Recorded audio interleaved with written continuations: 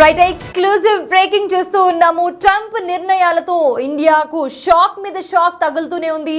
ఒకరు కాదు, ఇద్దరు కాదు, 7,000 మంది అరెస్ట్ అయ్యే అవకాశం కనిపిస్తోంది. అసలు ఏం జరుగుతోంది అమెరికాలో అంటే 7,000 మంది కూడా వీసా గడువు ముగిసినా కూడా యుఎస్లోనే ఉన్నారు. సో వీళ్ళందరూ కూడా వీళ్ళలో ఫిల్టర్ చేస్తూ ఉన్నారు. సో ఎవరెవరి వీసా ఎప్పటి వరకు గడువు ఉంది, ఎప్పటి వరకు వీళ్ళు ఉండాలి, ఎప్పటి వరకు డేట్ ఉందని చెప్పి వీళ్ళందరూ చూస్తున్నారు. గడువు ముగిసినా కూడా వాళ్ళు యుఎస్లోనే ఉన్నారు. అలాగా ఫిల్టర్ చేసిన వాళ్ళు 2,000 మంది వస్తూ ఉన్నారు. సో వివరాల్లోకి వెళ్దాం ఒకసారి. దగ్గర మనకి వీసా గడువు ముగిసిన 7,000 మంది భారతీయులు ఇంకా అమెరికాలోనే ఉన్నారు అని చెప్పి అమెరికా కాంగ్రెస్ ఏర్పాటు చేసిన కమిటీ దృష్టికి centre of immigration studies director Jessica M wagen తీసుకువెళ్లారు.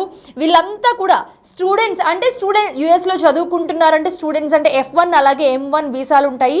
ఎక్స్చేంజ్ విజిటర్ వీసా జే వీసాలపై అమెరికాకు వచ్చారని వీళ్ళందరూ కూడా 2023లో వీరి వీసాల గడువు ముగిసిపోయిందని స్పష్టం చేశారు. అంటే దాదాపు వీళ్ళందరి వీసా గడువు కూడా అయిపోయినా కూడా వాళ్ళు యుఎస్లోనే ఉన్నారు.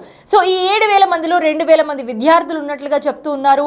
సో 7,000 మందిలో ఎవరెవరు ఉన్నారు, ఎంతమంది చదువుకుంటూ ఉన్నారు, ఎంతమంది పార్ట్ టైం చేస్తున్నారు, ఎంతమంది విజిటింగ్ వీసా మీద వచ్చారు, అండ్ అలాగే కొంతమంది అక్కడ సెటిల్ అయిన వాళ్ళు ఉంటారు. వాళ్ళని చూడడానికి పేరెంట్స్ అలాగే కజిన్స్ అలాగే రిలేటివ్స్ వస్తూ ఉంటారు. వాళ్ళు కూడా గడువు అయిపోయినా కూడా అక్కడే ఉన్నట్లుగా మనకు చెప్తున్నారు. సో ఎగ్జాక్ట్ డీటెయిల్స్ చూస్తే కనుక చాలా మంది ఉన్నారు దీంట్లో. సో బ్రెజిల్ కానివ్వండి, చైనా, కొలంబియా, భారత్ నుంచి వచ్చే 2,000 మందికి పైగా విద్యార్థులు ఫిల్టర్ చేస్తే దీంట్లో 2,000 మంది విద్యార్థులే ఉన్నారు. 7,000 మందిలో వాళ్ళందరూ కూడా వీసా గడువు ముగిసినా కూడా అక్కడే ఉన్నారు.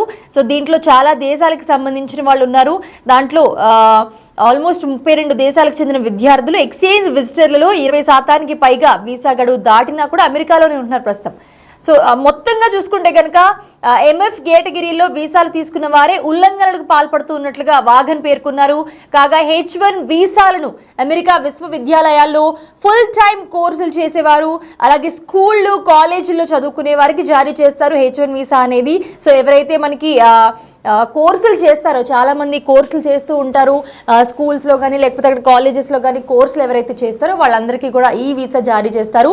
వృత్తి విద్య అంటే ఏదైనా జాబ్ కోసమో లేకపోతే నాన్ అకాడమిక్ ప్రోగ్రామ్స్ చదువుకునే వారికి M1 వీసాలను అందజేస్తారు అక్కడ. సో వీసాల దుర్వినియోగం, నిబంధనల ఉల్లంఘనల నేపథ్యంలో ప్రస్తుతం ఈ నేపథ్యంలో వ్యవస్థలో అలాగే చట్టాల్లో ప్రక్షాళన అవసరమని వాగన్ అభిప్రాయపడుతున్న పరిస్థితి మనం చూస్తున్నాము. ఎన్ఫోర్స్మెంట్ను బలోపేతం చేయాలి, వీసా గడువు ముగిసాక మారుమూల ప్రాంతాల్లో ఉంటున్న వారిని కూడా గుర్తించి వెనక్కి పంపించేలా ఇంటీరియర్ ఎన్ఫోర్స్మెంట్ను అభివృద్ధి చేయాలి అన్నట్టుగా చెప్తూ ఉన్నారు మన క్లియర్గా. సో ఎవరైతే ఆ వీసా గడువు ముగిసిపోయిందో ముగిసినా కూడా వాళ్ళు యుఎస్లో చాలా మనకి విలేజెస్ ఉంటాయి లేకపోతే కొన్ని వర్కింగ్ ప్లేసెస్ ఉంటాయి. అక్కడ ఎవరైతే వర్క్ చేస్తూ లేకపోతే హోటల్స్ కానివ్వండి, రెస్టారెంట్స్ కానివ్వండి, అక్కడున్న షాప్స్లో కానివ్వండి, అక్కడున్న వివిధ రకాల పని దొరికే ప్లేసెస్లో కానివ్వండి, అక్కడ ఎక్కడైతే పని చేస్తూ ఉంటారో కొంతమంది వాళ్ళని అర్జెంటుగా అరెస్ట్ చేయాలి లేకపోతే వెనక్కి పంపించే ప్రతిపాదనలు చేయాలి అని చెప్తూ ఉన్నారు. సో దాంట్లో ఎంతమంది ఉన్నారు ఏంటి అనేది నంబర్ ఇంకా మనకు క్లియర్గా తెలియదు. బట్ దీంట్లో ఏదైతే నంబర్ వస్తుందో మనకి 7,000 మందిలో 2,000 మంది విద్యార్థులు ఉన్నారు. దాంట్లో కూడా అన్ని దేశాల వాళ్ళు ఉన్నారు. అండ్ అలాగే మిగతా వాళ్ళు ఎవరైతే ఉన్నారో వృత్తిపరంగానో లేకపోతే అక్కడున్న పేరెంట్స్ చాలా మంది విజిటింగ్ వస్తూ ఉంటారు, రిలేటివ్స్ విజిటింగ్ వస్తూ ఉంటారు, ఇలా చాలా మంది వస్తూ ఉంటారు. సో ఎవరైతే వీసా గడువు దాటిపోయినా కూడా అక్కడే ఉంటున్నారో వాళ్ళందరినీ కూడా వెంటనే అదుపులోకి తీసుకోవాలి. ఎక్కడున్నా కూడా వాళ్ళందరినీ కూడా పట్టుకుంటూ ఉన్నారు. సో ఏ ఒక్కరిని కూడా వదిలే ప్రసక్తి మనకు కనిపించట్లేదు. సో దీంట్లో మనకి క్లియర్గా చూస్తే కనుక వాళ్ళందరినీ వెనక్కి పంపించేలా ఇంటీరియర్ ఎన్ఫోర్స్మెంట్ అభివృద్ధి చేయాలని కూడా చెప్తున్నారు క్లియర్గా. ఇందుకోసం కాంగ్రెస్ చట్ట సవరణ చేయాలి. ప్రతి విద్యార్థి చదువు పూర్తవగానే వారి సొంత దేశాలకు వెళ్ళిపోయేందుకు సిద్ధపడాలి అని చెప్పి చాలా క్లియర్గా సూచించారు. ఎవరైతే మనకి చదువుకోవడానికి వెళ్తూ ఉంటారో వాళ్ళందరూ కూడా ఏవైతే ఆ కోర్స్ లేకపోతే ఏదైతే ఆ గడువు ఉంటుందో ఆ గడువు అయిపోయిన తర్వాత మళ్ళీ తిరిగి వాళ్ళ స్వదేశానికి వాళ్ళు వెళ్ళిపోవాలి. సో వెళ్ళిపోవాలని చెప్పి వాళ్ళు క్లియర్గా చెప్తున్నారు. సో దీనికి సంబంధించి అమెరికాలో వృత్తి నిపుణులకు ఇచ్చే H1B వీసాల జారీకి కూడా కఠినంతరం చేయాలని వాగన్ అభిప్రాయపడ్డారు. ఎవరైతే మనకి చదువు అయిపోయిన తర్వాత వీసా మనకి అప్డేట్ చేసుకుని, అంటే ఒకవేళ జాబ్ వస్తే జాబ్కి సంబంధించిన వీసా అప్డేట్ చేసుకుని అక్కడే ఉంటారు, వాళ్ళు కూడా చాలా మంది ఉన్నారు. సో దానికి కూడా ఇప్పుడు అంత ఈజీగా వీసా రాదు అని మనకి క్లియర్గా చెప్తున్నారు. అంటే చాలా మంది చదువుకోవడానికి వెళ్తారు యూఎస్ అనగానే, ఎంఎస్సీ ఎంఈ ఏదో ఒకటి చేయడానికి వెళ్తూ ఉంటారు. మనకి గ్రాడ్యుయేషన్ అయిపోయిన తర్వాత వాళ్ళకి అక్కడ ఏదైతే కోర్స్ చేస్తారో లేకపోతే అక్కడ ఏదైతే చేస్తారో అది అయిపోయిన తర్వాత వెంటనే వాళ్ళు అక్కడ జాబ్ చూసుకుని అక్కడ దాంట్లోకి షిఫ్ట్ అయ్యి వీసా కూడా చేంజ్ చేసుకుంటూ ఉంటారు సాధారణంగా.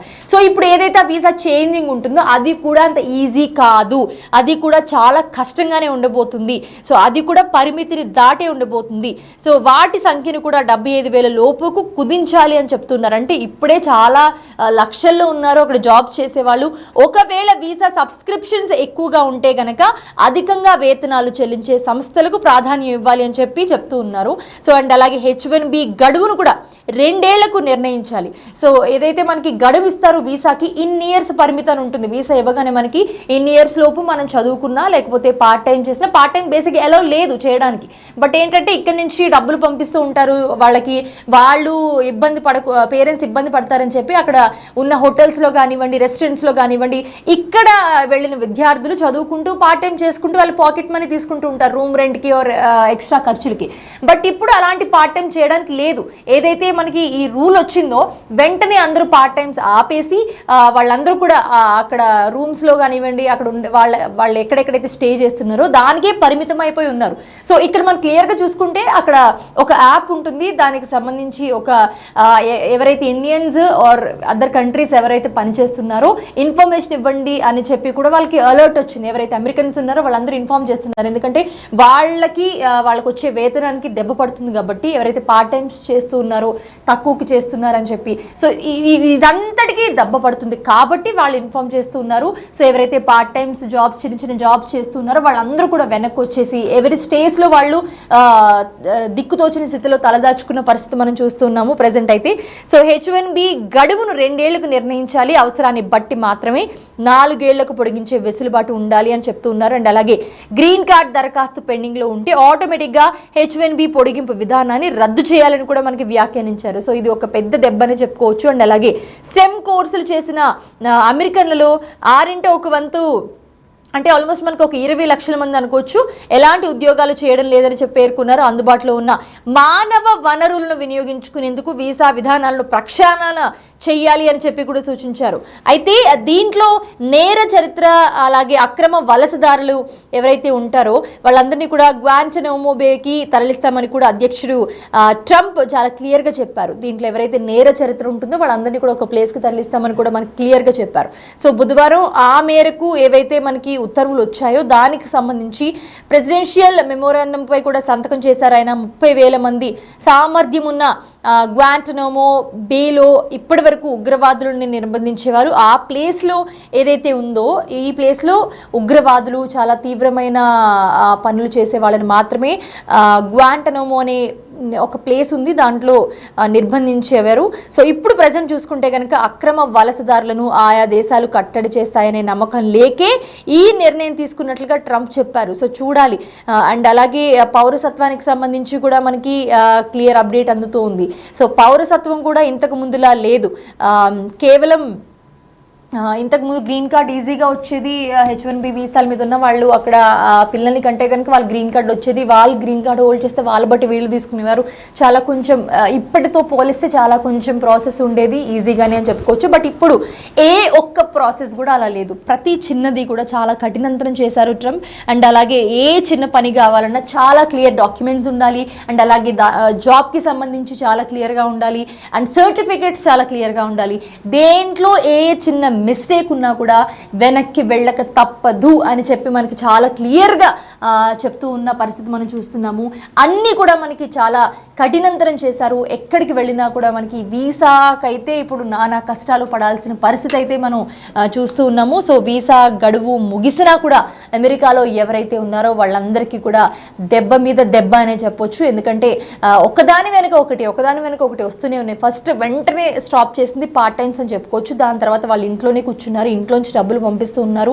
సో ఇది వాళ్ళకి పెద్ద దెబ్బని చెప్పుకోవచ్చు. అండ్ వీసా ముగిసిపోయినా కూడా అక్కడే ఎవరైతే ఉంటున్నారో వాళ్ళు కూడా చాలా జాగ్రత్తగా ఉండి ముందే వాళ్ళు అన్ని సిద్ధం చేసుకోవాలని కూడా చెప్తున్నారు. ఎక్కడున్నా కూడా కుక్కడివేళ్లతో వాళ్ళని బయటకు తీసుకొస్తున్న పరిస్థితి, ఇన్ఫర్మేషన్ ఇవ్వండి అని చెప్పి అక్కడ ఉన్న అమెరికన్స్కి కూడా వాళ్ళకి ఏదైతే దగ్గరలో కొన్ని యాప్స్ ఉంటాయో అవైలబుల్లో, వాళ్ళు డైలీ యూజ్ చేసే యాప్స్ ఏవైతే ఉంటాయో వాటిల్లో కూడా ప్రకటనలు చేస్తారు. సాధారణంగా అక్కడ మనకి ఏవైతే యూనివర్సిటీలు ఉంటాయో యూనివర్సిటీలకు సంబంధించి కొన్ని ప్రకటనలు వస్తూ ఉంటాయి. అవన్నీ కూడా మనకి ఇప్పుడు మనం ఏవైతే యాప్స్ కొన్ని యూజ్ చేస్తూ ఉంటామో అలాగే అక్కడ దాని యూనివర్సిటీలకి అక్కడ ఉన్న ప్లేస్కి సంబంధించిన యాప్స్ ఏవైతే ఉంటే దాంట్లో నోటిఫికేషన్స్ వస్తాయి. అక్కడ దగ్గరలో ఉన్న ఉద్యోగాలు కానివ్వండి, లేకపోతే వెసులుబాట్లు కానివ్వండి, ఇంకొకటి కానివ్వండి.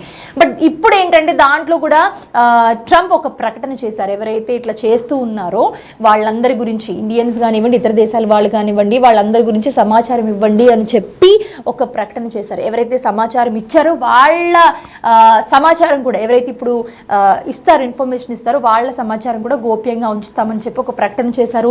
దాని నుంచి చాలామంది అక్కడ ఎవరైతే పనిచేస్తున్నారో వాళ్ళందరి గురించి సమాచారం ఇవ్వడం కానివ్వండి, వాళ్ళందరి గురించి చెప్పడం కానివ్వండి, ఆ యాప్లో అప్లోడ్ చేయడం కానివ్వండి, పలానా హోటల్ ఆర్ పలానా రెస్టారెంట్ పలానా ఇది అని చెప్పి చేస్తున్నారు. అండ్ అక్కడికి వచ్చి ఇమిగ్రేషన్ వాళ్ళు వెంటనే యాక్షన్ తీసుకుంటున్న పరిస్థితి మనం చూస్తున్నాము. దీనికి సంబంధించి అక్కడ ఉన్న వాళ్ళందరూ కూడా బెంబేలు ఎత్తిపోయి ఎవరి రూమ్స్కి వాళ్ళు, ఎవరి స్టేస్కి వాళ్ళు పరిమితం అయిపోయి ఉన్న పరిస్థితి మనం చూస్తూ ఉన్నాము. సో దీంట్లో 7,000 మంది భారతీయుల పరిస్థితి అగమ్య గోచరంగా మారిందని చెప్పుకోవచ్చు. వీరిలో 2,000 మంది విద్యార్థులే ఉన్నారు. అమెరికన్ కాంగ్రెస్కు centre of immigration studies director wagen నివేదిక అందించారు. ఇకపై 75,000 H1Bలే ఉండబోతున్నారు. వాళ్ళకి కూడా కాల పరిమితి 2 ఏళ్ల కాల పరిమితికి తీసుకొచ్చారు. సో 4 ఏళ్ళది 2 ఏళ్ళకి తీసుకొచ్చారు. ఇంకా ఏమేమి సవరణలు చేయబోతున్నారు. H1B వాళ్ళకు కూడా ఒక పెద్ద దెబ్బని చెప్పుకోవచ్చు, ఎందుకంటే అంత ఈజీగా ఏది రాదు. సో చూస్తున్నాము దీనికి సంబంధించిన క్లియర్ అప్డేట్స్. దీంట్లో ఎవరెవరు ఉన్నారు, ఎవరెవరిని ఇంకా బయటకు తీసుకొస్తారు, ఇంకా ఏమేమి చేయబోతున్నారు ట్రంప్ అనేది ఉత్కంఠంగా మారింది.